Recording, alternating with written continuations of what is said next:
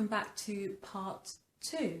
If you haven't seen part 1 already, I will leave it either above or in the description box below. I would definitely recommend watching that before you watch this one, because this is definitely going to be a continuation of the thoughts that I shared in that video. In today's video, I will be answering the question, what is love? And also taking the time to discuss the joy and the beauty of this single season. In this video, I'm definitely going to be referring a bit more to my notes, because I have taken a lot of notes on this, and I just want to make sure that I don't miss anything. So bear with me as I look down. I'll try and look up as much as I possibly can. Let's get started. Firstly, starting with why it's worth waiting. In December, I did a daily devotional from my Thrive Bible about waiting on God's best. And I'll just take a moment to read that to you. Okay, it says, "Beloved daughter, I created you to love and receive love. I want you to trust me with your heart and not awaken love before its time. Don't settle for less than my best. If your heart has been broken, come to me, and I will hold and protect your heart so that it will heal. I want you to love me so much as your father that your suitor has to come to me to ask for your heart. If you will let me protect you and preserve you for my best, you will save yourself much heartache. Trust me to show you the right time to give your heart away. Your heart will remain safe in my hands if you will wait for me to show you the one I have chosen to love you in this life.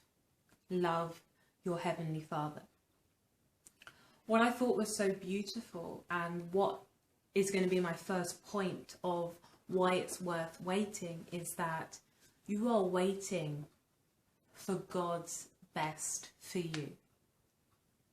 I am willing, and I hope you are too, to wait as long as it takes for God's best. Because what I understand, yes, you may want to get married. Yes, you may want to have kids. Yes, you may want this lifestyle with your future spouse.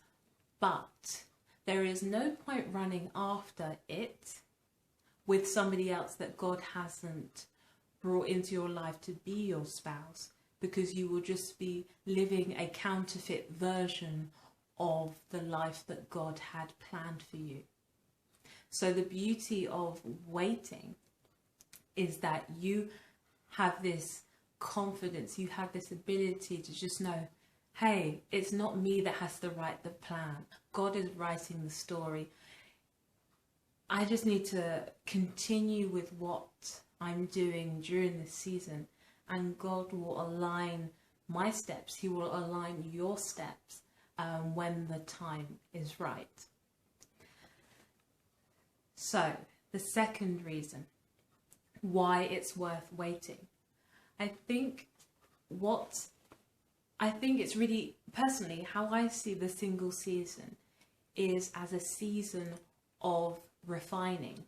And what I mean is that it's a time that God can start to really refine who you are, refine your character, to just refine who you are. Naturally, relationships have the ability to, and often do, act as mirrors, close relationships. So I think during this season of waiting, during this single season, it is the perfect opportunity to ask God to reveal things to you about yourself, about things within your character that potentially need some development, areas that need fine-tuning during this season to help you to prosper and walk confidently into the next season of your life. I think there is no better person than God to be the mirror, because he is a loving God. He knows us inside and out, and so he will approach us as a parent would. He will point out what's wrong and will give us a framework with which to improve or develop in that area. And those are the sort of things that, yes, of course you can, ask God to reveal things to you about your character, about who you are once you're married. But why not do it now, so that God can correct you instead of having your husband or your wife correcting you in perhaps not the same loving way as God operates. The second reason why I think that this season of refining is part of the reason why it's worth waiting is because it gives you an opportunity also to ask God, what does it mean to be a godly husband? What does it mean to be a godly wife?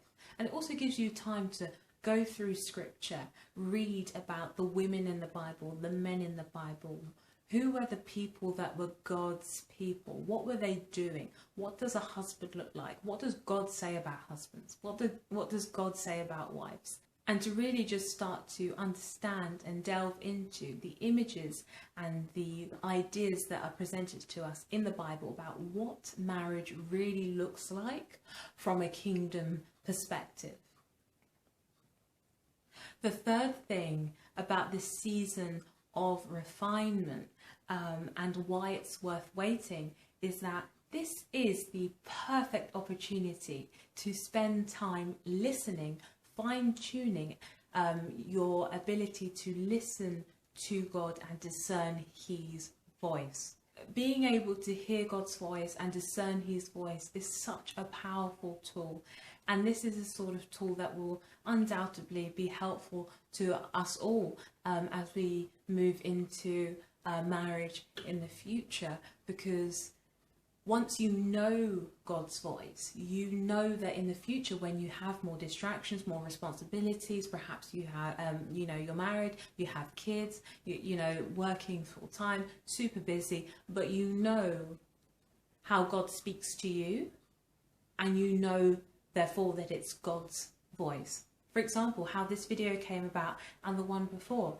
I didn't have this on my radar to talk about. Yes, I love love and I love talking about love. However, I never ever thought I would be sitting here making a video all about counterfeit love and then answering the question of what is love. But the way that these videos came about was that on several instances I felt as though I was being prompted to pay attention to Song of Songs. And I'll explain that really quickly. So back in November, I read Song of Songs, okay? And the only thing I journaled about in November was the particular verse that I'm now concentrating on now about do not awaken love before it's time. That was the main thing that stood out to me, other than the dark am I yet lovely part. Moving on to December, somebody out of the blue randomly quotes do not awaken love before it's time in a video that I'm watching on YouTube, and I just thought, oh, that's strange. I read about that like a couple of weeks ago, and now it's popping up everywhere.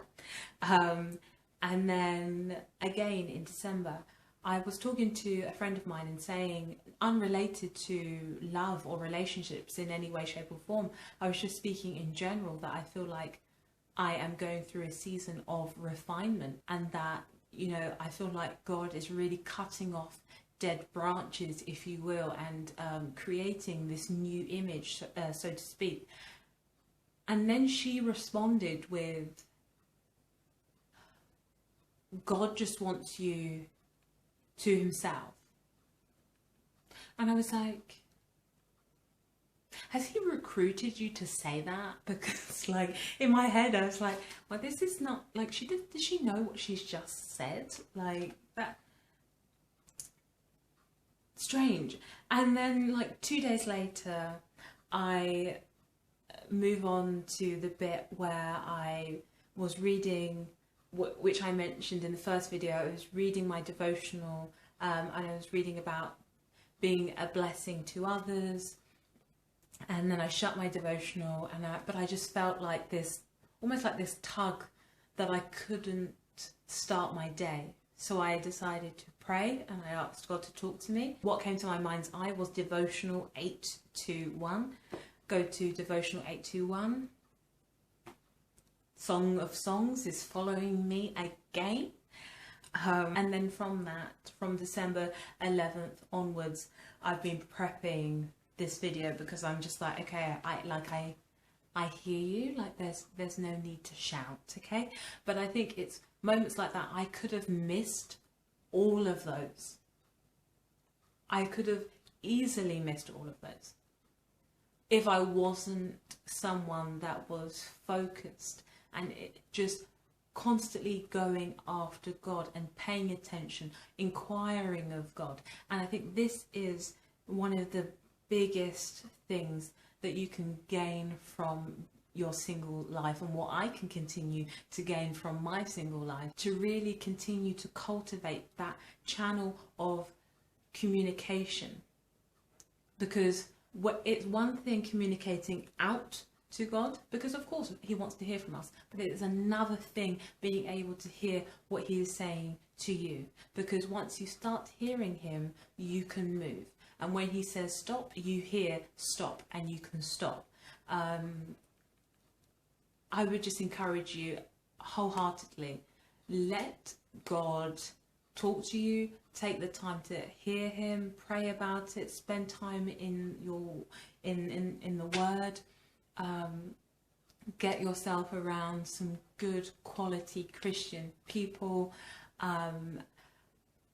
even via text message, because I know at the moment with all the chaos in this world, but even to have people on the other end of a phone has been so instrumental to me in the last, I'd say, year and a half. It has been so instrumental to be able to talk to people about your faith as you develop, share things, and just get excited about God. As you learn more and he talks to you, then you can share things with other people. Just let this be so exciting. Fall in love with God first before you fall in love with anybody else, because it is the most important relationship that we will have on this earth, and it will impact every relationship that we have on this earth.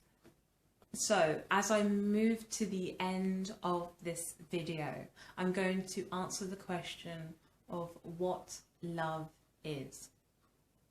I was looking at Corinthians and I read the ESV version, and something dawned on me that I had never ever noticed before, which is strange, because if you grow up in church or grow up in a religious household or grow up with, you know, Christian grandparents, somewhere along the line you hear love is patient, love is kind, so on and so forth.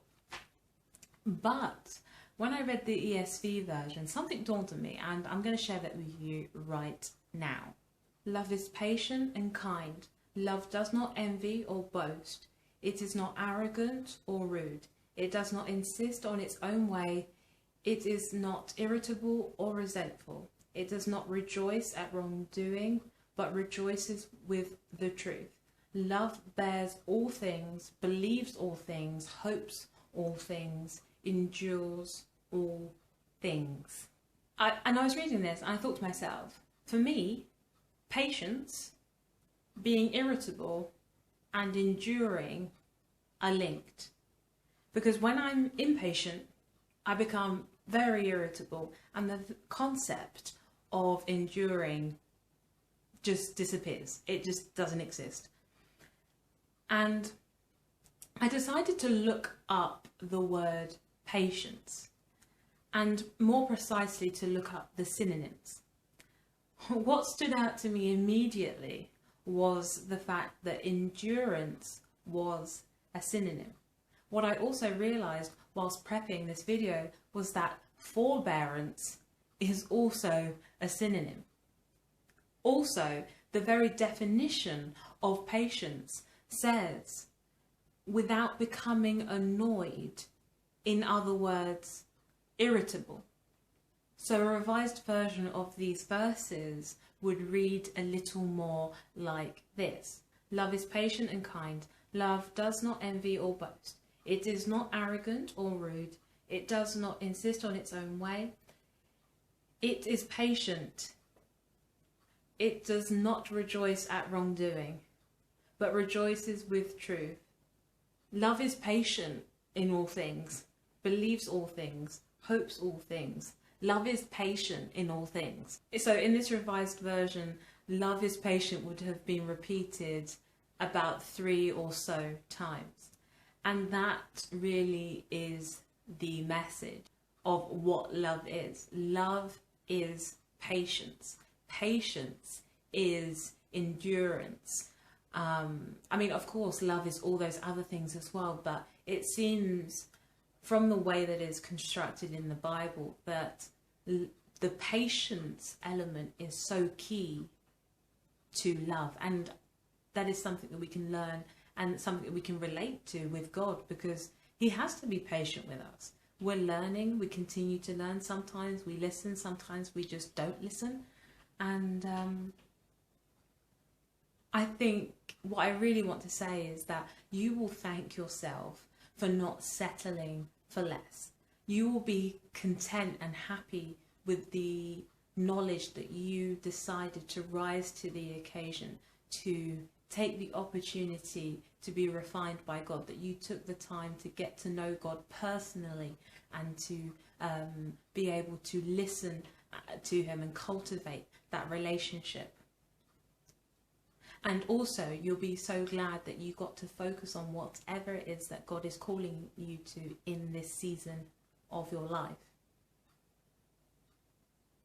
I really hope that you found this video encouraging, and if you know anyone else that could potentially benefit from this, then please do send it their way, because my goal, especially with these Bake the Bible videos, is to help and encourage and just speak life into people's situations.